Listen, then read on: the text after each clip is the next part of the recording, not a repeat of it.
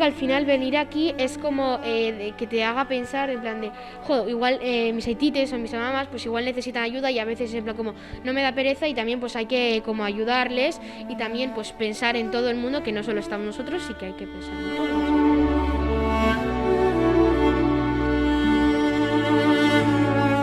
Me parece un gesto bonito venir a visitarles para que no se sientan solos. Pues hacemos ejercicios como venir, por ejemplo, a contar chistes, a contar adivinanzas,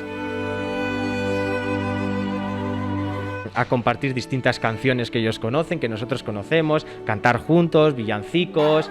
Luego también a veces hacen espectáculos, por así decirlo, pues de clase de gimnasia, de música, y vienen a presentarlos aquí. A los mayores les hace muchísima ilusión.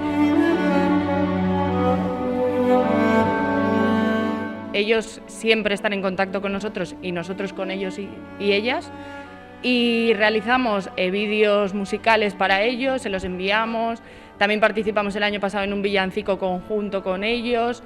Ellos nos envían postales de Navidad, nosotros también se las enviamos a ellos.